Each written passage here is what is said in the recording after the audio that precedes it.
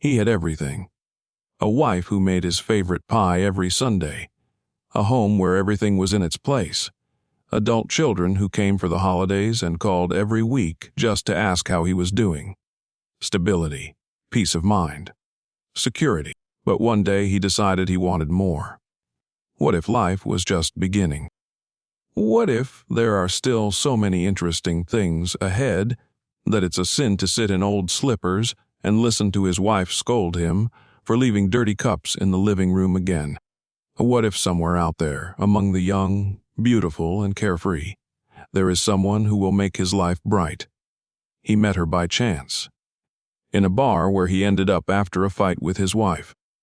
She was half his age, laughing at his jokes and looking at him as if he were the main character in her romantic movie. And then he thought, maybe I can still do it. Maybe this is a sign. Maybe this is a chance to start over. His wife was no longer interesting to him. She became a part of the interior. Predictable, like a morning cuff after 2 decades of smoking. He looked at her and no longer saw the woman he once loved. This new girl was another matter. She laughed when he told stories from his youth. She admired him. She called him a real man. And most importantly, she did not grumble. She did not demand. She did not say that he had become lazy. He was drawn in. He started seeing her more and more often. At first they were meetings, just to talk. Then they turned into something more. And then one day he realized that he didn't want to go home anymore. But he imagined a life with her trips to new places, romantic evenings, morning coffee without the constant, take out the trash. And then he took the most important step. He left. He told his wife that he was tired. That he couldn't live like this anymore. That he wanted something new. That he was not too old to just sit around and wait for his pension. She listened to him in silence. Then she asked him, "Are you sure?" He replied that he was. And she gave him a long look. And finally she said in good. He expected hysteria. He expected tears. He expected her to beg him. But she just turned around and went to the kitchen, leaving him standing in the middle of the living room. He did not like it. But he forced himself not to think about it. Now he had a new life ahead of him. He rented an apartment. He started living with a young mistress. And at first everything was great. She cooked delicious breakfasts. She wore short dresses. She laughed at his jokes and was interested in his opinion. He felt like a hero, as if he had really turned back time. But then details started to emerge. She loved to shop and expected him to pay for everything. She said that. He needed to look better, and made him buy expensive suits. She started asking when they would go on vacation abroad. Money was flowing out of his account faster than he could count it. But the worst thing was loneliness. His children did not support his decision. They called less often. Some friends turned away. His ex-wife didn't even try to win him back. And then, for the first time, he had a terrible feeling maybe he had made a mistake. One evening he came home and saw her on the phone. She was texting with someone and quickly hid the screen when he came in. Who? He asked. Just a friend, she answered, not even looking at him. He felt uncomfortable. But he said to himself, this is what you wanted. Only, he was no longer sure. Was this freedom worth what he had left behind? He did not know that the worst was yet to come. What would happen when he finally realized his mistake? What if life with a young beauty turns out to be even worse than his old, boring life? And most importantly, will he be able to get back what he lost? Find out below. He was sitting in his armchair, sipping whiskey and watching the TV screen. There was a show on where young, beautiful people were discussing something completely unimportant. But he wasn't listening. He just looked at them tanned, smiling, confident, and felt something heavy settle in his chest. He was 55, and he was not old. At least that's what he told himself. But in recent years, he had increasingly found himself thinking that life had become routine. His wife had become a habit. His home had become a place where he just spent the night, and the days passed one after another, leaving only fatigue behind. What happened to the adventure? Where is the sense of drive he had in his youth? And then one evening, after another fight with his wife, he decided to change the situation. He left the house, got in his car, and drove to a bar he hadn't been to in years. That's where he met her. And as she was sitting at the bar, drinking a cocktail and scrolling through her phone, she looked no more than 30. Blonde hair, a bright dress, high heels. He usually only saw women like that in perfume commercials. He ordered another whiskey and, without knowing why, sat down next to her. How long have you been here?" he asked. She looked up at him and smiled. "I'm waiting for a friend, but it seems she set me up." Her voice was light and playful. He felt something turning inside him. So, maybe I can keep you company." She did not object. They talked for almost 2 hours. She was interesting, intelligent, and a good listener. But most importantly, she looked at him in a completely different way than his wife. There was no irritation, fatigue, or indifference in her eyes. Only interest. And then he thought, what if life is not over yet? And what if he could start all over again? He returned home that night but could not sleep. His wife was already asleep. He lay down next to her and looked at the ceiling for a long time, thinking about that girl. But what if he had stayed in the bar longer? What if he had invited her to dinner? What if he couldn't stop thinking about it? The next day he found her on social media and wrote to her. That was the beginning of something new. They started corresponding. At first it was innocent, just jokes, discussing movies, life. Then there were compliments, hints, flirting. He felt himself coming back to life. She made him feel young again. He started dressing differently, even joined a gym. One day she wrote to him, "I would like to see you again," and he couldn't resist. They met in the same bar. Then there was another meeting. And then another. He felt good with her. He felt important, needed. She admired his experience, intelligence, and success. He began to imagine his life without his wife. He stayed late at work more and more often. On weekends, he found things to do outside the house. His wife noticed this, but did not say anything. He thought she was just not paying attention. But she understood everything. One day, when he came home late again, she asked, "Has something changed?" He could not answer. He wanted a better life. But what if he was wrong about what a better life really is? He didn't know that it was really just beginning. He never thought he would actually make it. The flirting in the messages, the meetings in the bar, the long conversations about life, it all seemed innocent. He was just making up for lost time, regaining his youth. At least that's how he justified it. But the moment came when there was no turning back. "I don't want to hide anymore," she said, tracing her finger around the edge of her wine glass. They were sitting in a cozy restaurant, celebrating his birthday. She had specially prepared a surprise for him, booked a private room, even gave him a watch, an expensive, stylish one, just what he wanted. And his wife didn't even ask him if he had anything planned that evening. "I understand," he replied, and he did understand. He felt good with her. He felt alive, young, free. But as long as he had his wife, it was just a game. Don't want to be another woman in your life." She touched his hand. "If we are together, then for real." These words stuck in his head. He arrived home late. His wife was waiting for him in the kitchen with a cup of tea. Meeting again. Her voice sounded calm, even too calm. Yes." She was silent for a long time, looking at him. Then she said, "I know everything." It was like he was scalded. "What do you mean?" "I saw you two together. A week ago. And before that." I didn't want to believe it, but there's no point in denying it now, is there? He looked down at her. She sighed and said, "If you want to leave, go. But do it honestly." He moved out the next day. His things were already waiting at the door. His wife did not cry, did not ask him to stay. It was even annoying. Why doesn't she fight for him? Why doesn't she ask why? Does she really not care? But then he thought, what does it matter? A new life was ahead of him.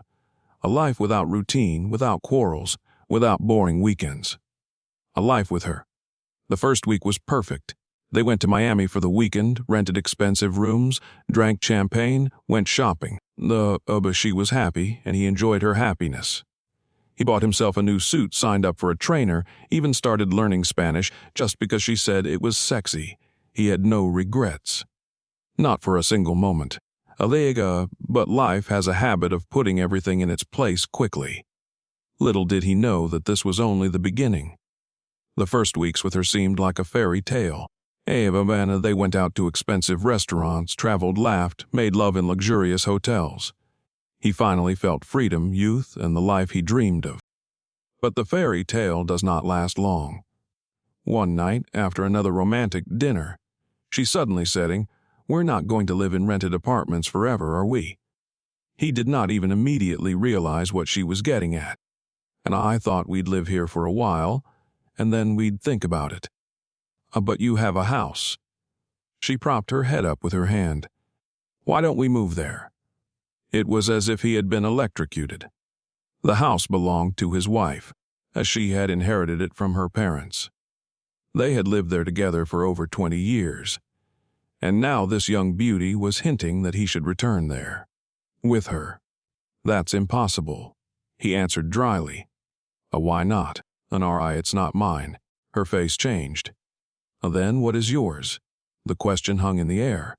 She had never asked about money before. He thought it didn't matter. But now, as romance began to turn into routine, financial issues suddenly became the main concern. We're not going to live in a rented apartment all lives, are we?" Her voice was getting more and more tense.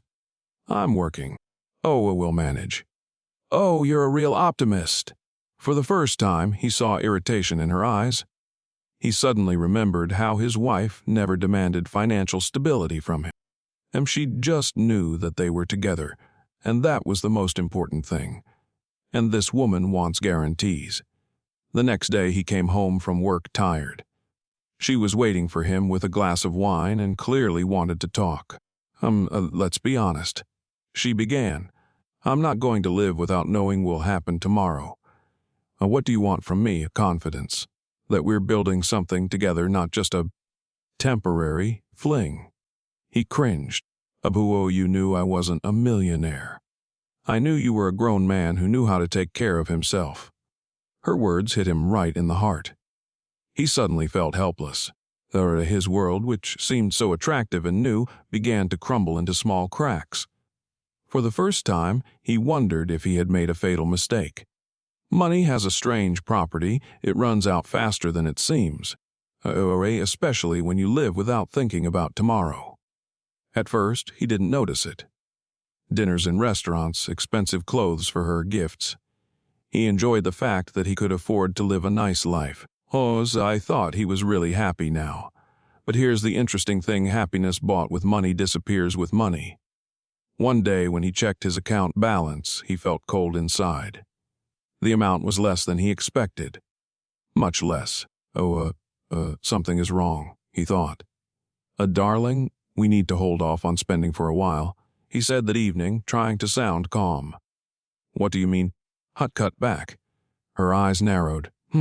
Just be a little more frugal." She sighed and folded her arms across her chest. "I thought you were a grown man who knew what he was doing." Oh, how those words cut. He tried to explain that he had to recalculate the expenses, that he couldn't spend money thoughtlessly, but she was not interested. "So you can't provide a normal life." This blow was painful. He used to think that she was a gift from fate. Cheerful, light, luxurious. But now he saw something else. She did not want to understand that money does not come out of thin air. She didn't want to hear about saving.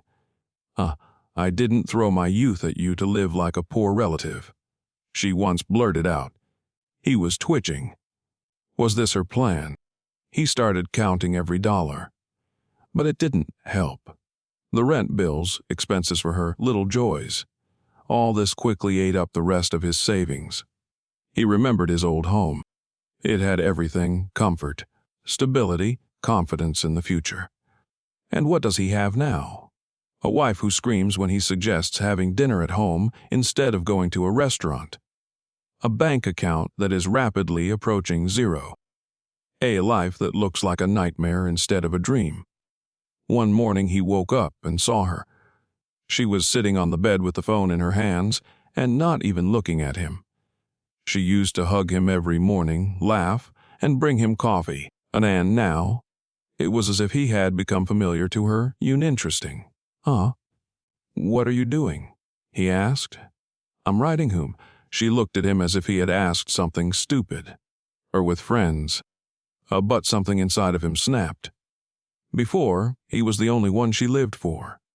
And now, he hadn't fully realized it yet, but somewhere in his heart he already felt that this story would end badly. He woke up in the morning and immediately felt something wrong. The apartment was too quiet. There was no smell of coffee, no familiar sounds. Even the music that always came from her phone was gone. He got out of bed and walked around the apartment. The living room was empty. Some things were missing. Her clothes, her handbags, even the trinkets she used to fill the space were gone. And there was a note on the table. He took it with trembling hands. I can't live like this. You are no longer the man I fell in love with. I need life, not survival. Goodbye. He read these words several times, hoping that he was joking. But no, she was gone. Without words, without explanation, without a chance to talk. She just disappeared. He sat down on the couch and ran his hands over his face. It was over. Everything he had ruined his life for was gone. A thumbhy woman who seemed like a dream to him, who promised him a new life, just took off. And he was left with nothing. He opened the banking app. The balance was almost zero. And he hasn't even paid the rent for this month. He has no savings, no plan. And most importantly, he has no one to blame. He has been sitting in silence for a long time. He used to have everything: a house, a family, stability. Now he has nothing.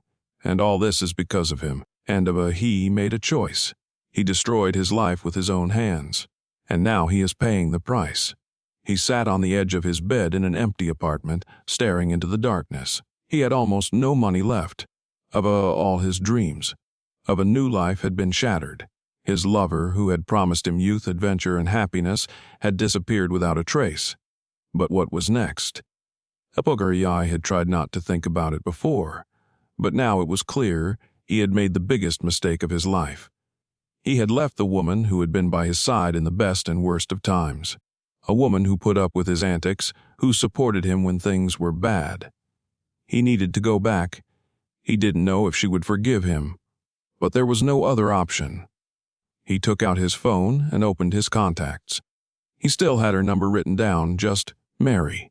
No hearts, no extra words. He dialed her. 3 rings, 5 rings, 10. She didn't answer. He tried again. Silence. He sat there, clutching the phone in his hand, as if that would make a difference. Then he decided to write a messaging. Mary, hi. I need to talk to you. It's important. There was no response. He could not wait. In an hour later, he was standing at the familiar door of their former home. It had once been his home, too. A minute later, the door opened. She was standing in front of him. She looked different from what he expected. Not tired, not broken, not lonely. She looked confident. What are you doing here? Her voice was cold. It was hard for him to breathe. Mary, I made a mistake. She wasn't even surprised. So what? It was as if he had been hit by those words. He expected anything: tears, screams, even curses. But she just looked at him with indifference. I need to go back. I can't go on without you. She smiled. But it was not the smile he remembered. George, I used to think I couldn't live without you too. But you left, and I learned to live without you. He couldn't believe his ears. Mary, I'm not the woman you left behind anymore. She took one last look at him and closed the door. He was not forgiven. He was left with nothing. George stood in front of the closed door, not believing what had just happened. He thought that his arrival would come as a surprise to her, that she would cry, hug him, forgive him. But instead he received a cold look and a short answer. I have learned to live without you. He became afraid. He had always believed that he was special to her, that no matter what, she would wait for him. But she wasn't even surprised when he came back. It meant one thing: she was no longer the woman he had left behind. The next day he returned. His time he didn't just knock, he rang the doorbell insistently. The door opened, but this time a young man stood in front of him. Can I help you with something?" George was confused. This is Mary's house." Yes, this is her house." The man tilted his head, looking at him carefully. George felt his chest go cold. I'm her husband." The young man laughed. You are her ex-husband." The words made his blood run cold. Where's Mary?" No, he wheezed. She's at work, but I'll tell her you stopped by," and he slammed the door. George stood there as if struck by thunder. He couldn't believe it. She really moved on. And not just moved on, but is already living with another man. It was impossible. He got into his car and spent 2 hours there, not knowing what to do next. He thought he just needed time for her to listen to him. But now, he had lost her completely. The next day he came again. This time Mary was at home. What do you want?" George, he looked at her face, searching for familiar features, a familiar look. "I want to talk to you." She sighed and went out onto the porch. "Tell me, who is he?" She raised her eyebrows. "That's none of your business." This is our house, Mary." "No, George, this is my home." "You left it willingly." He clenched his fists. "I made a mistake." "Yes, you did. And I want to make it right." "It's too late." It was as if she had stabbed him in the heart with that word. "Mary, listen." She suddenly spoke softer. "When you left, I thought my life was over. But then I realized that you had done me a favor." "A favor?" "Yes. You made me realize that I could be happy without you." He felt like screaming. So you don't love me anymore." She thought about it. I loved the George I had lived with for so many years. But the man had disappeared. She turned and went into the house, leaving him standing there, broken and alone. But he thought he still had a chance. But it turned out that he had long since lost. George could not accept it. He couldn't just walk away. All this time he was sure that sooner or later he would return to Mary, that she would forgive him. He imagined them talking, crying, hugging, and her saying that she had always loved him. But the reality was different. His place was already taken, and he could not accept it. George had no choice but to beg. And he did. He went to her house again, even though he knew she didn't want to see him.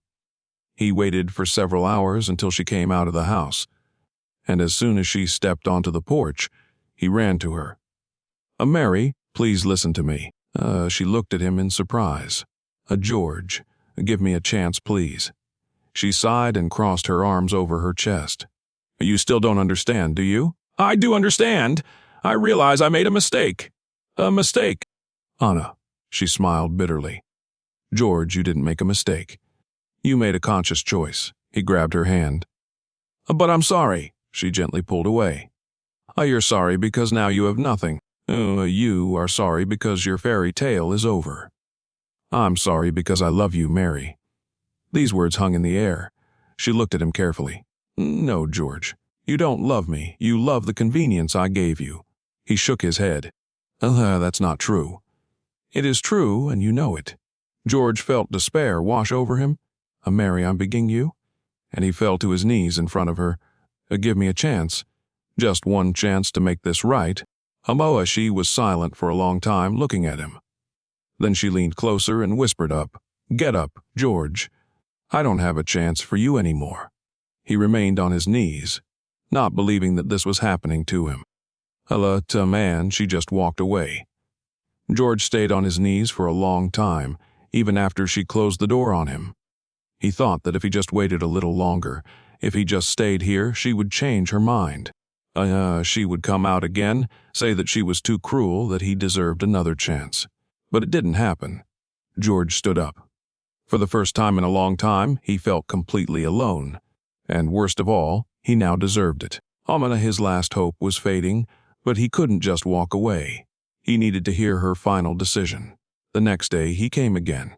But this time he did not rush to her, did not beg. He just stood there and waited.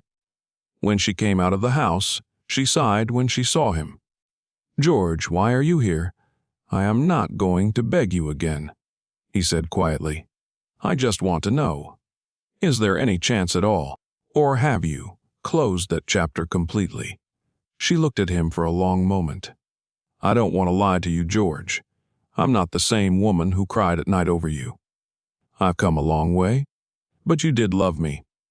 Once, yes, but love isn't just a feeling. It's a choice, it's frozen. You made your choice years ago, and I made mine too. And it's final," she nodded.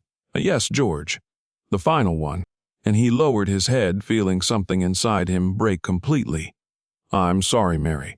She smiled a little, not angrily, not triumphantly, just sadly.